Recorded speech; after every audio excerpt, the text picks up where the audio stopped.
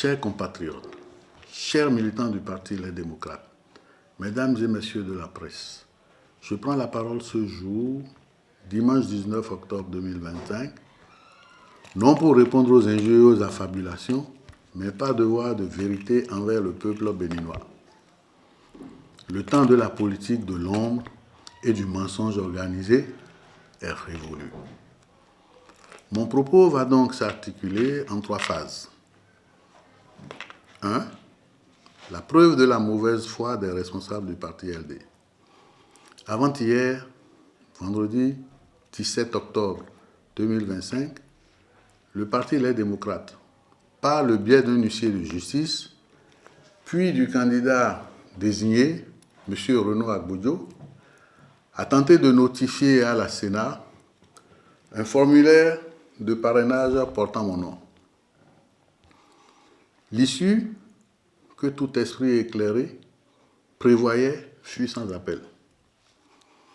Ceci démontre que l'urgence de leur action ne visait qu'à dissimuler l'inconduite et la mauvaise foi qui accourent depuis des semaines. Rappelons la chronologie des faits. À la date du 2 septembre dernier, alors qu'il n'y avait aucun consensus et aucun débat ouvert sur la désignation du candidat au sein du parti, ma fiche de parrainage a été remplie au nom de Maître Renaud Agbodjo. Comprenez-vous la gravité de cet acte, mes chers compatriotes? Sans mon avis, sans mon consentement, on a rempli la fiche. Cela confirme que la direction du parti avait tout planifié pour que Maître Agbodjo soit in fine désigné, justifiant a posteriori une démarche frauduleuse. Plus grave encore, non seulement ce parrainage n'est plus valide, mais il a été purement et simplement falsifié à dessein. Je le dis publiquement. Aujourd'hui, tous les éléments sont réunis et me fonderaient légitimement à déposer plainte pour falsification de documents. Faux et usage de faux contre les prétendus bénéficiaires, c'est-à-dire M. Agbodjo et M. Lodjou, ainsi que contre le président du parti lui-même. Néanmoins, je ferai preuve de retenue et d'indulgence cette fois-ci. J'estime que le parti Les Démocrates a déjà suffisamment de problèmes pour lui en rajouter celui de l'exposition devant l'opinion nationale et les tribunaux. Des inconvéniences notoires de quelques-uns de ces cadres. De plus, avec eux, au fond, j'ai toujours entretenu des relations courtoises et respectueuses qui se passeraient bien de cet ultime supplice. 2. Contre les dérives du leadership. Je suis un homme de principe et d'idéal politique. Têtu pour certains, je suis prêt à me battre jusqu'au bout pour défendre mes convictions. Et dans le cas d'espèce, l'idée que je me fais de la justice en politique. J'entends les chuchotements, j'entends les insinuations ridicules selon lesquelles j'aurais pactisé avec Patrice Talon. Mais laissez-moi être clair. Je n'ai jamais rencontré Patrice Talon si ce n'est dans les manifestations officielles. Attribuer ma démarche à une quelconque connivence relève de l'absurdité la plus totale. Cette attitude n'est que le déni de nos responsables qui refusent une fois encore de se regarder dans le miroir pour apercevoir leurs égarements et leurs propres fautes. Mon combat est pour la démocratie interne. Mon combat est pour notre idéal démocratique. Pour cette raison, je ne pouvais cautionner les logiques exclusionnistes du président Boni Yayi, que j'aime bien au passage, ni ses méthodes de gouvernance rétrograde qui asphyxient l'expression démocratique au sein de notre formation politique. Mon appréhension sur ce processus de désignation ne date pas d'hier. J'ai toujours milité et c'est un secret de polichinelle. Pour le président Éric Hunete, un homme dont la légitimité au sein du parti est incontestable. Aujourd'hui, On nous impose finalement mon frère Renaud Agbodio.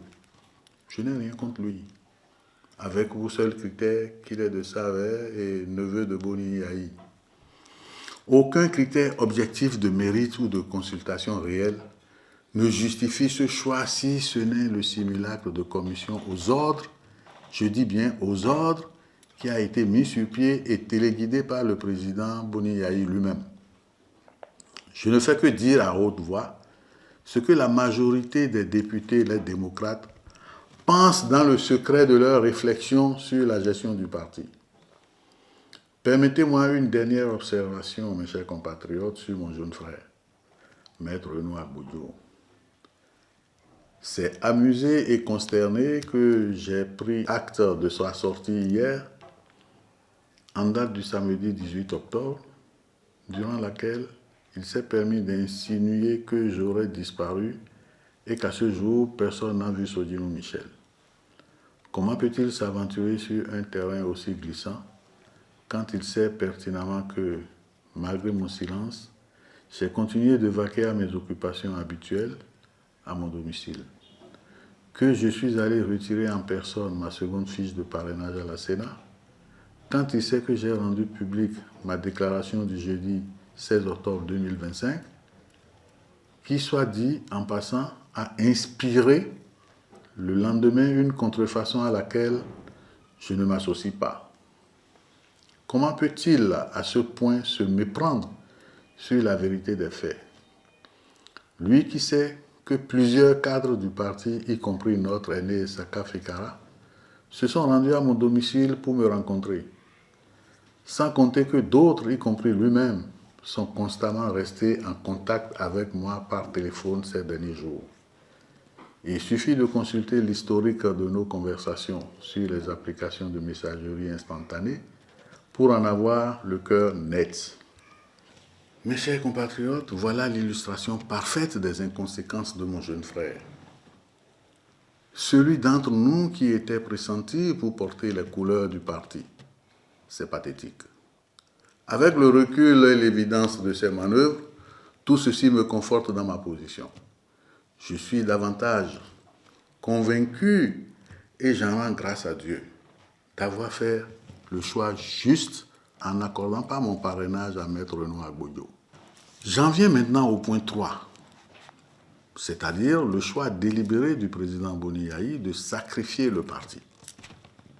Contrairement à ce qui est propagé, mes chers compatriotes, lorsque j'ai retiré ma fiche de parrainage, j'ai clairement indiqué par écrit au président du parti que je restais ouvert au dialogue.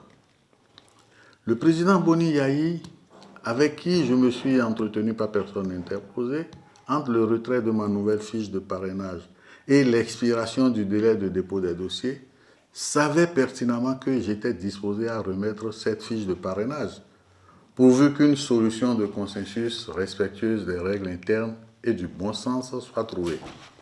Pourtant, face à l'ultimatum, il a préféré sacrifier le parti et sa participation aux élections sur l'autel de ses ambitions en maintenant l'imposition de Maître Renaud Agbodio. C'est donc le président Boni Yahi, en réalité, qui est responsable à part entière de la disqualification du parti Les Démocrates à l'élection présidentielle par défaut de parrainage. C'est triste pour notre formation politique qui ne mérite pas ce genre de leader, excusez-moi. Je suis en colère, profondément en colère. Cette politique menée par le président Boni Yahi est d'un autre âge, mes chers compatriotes.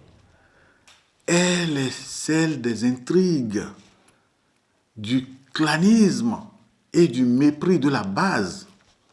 Je pense qu'il est temps de tourner la page.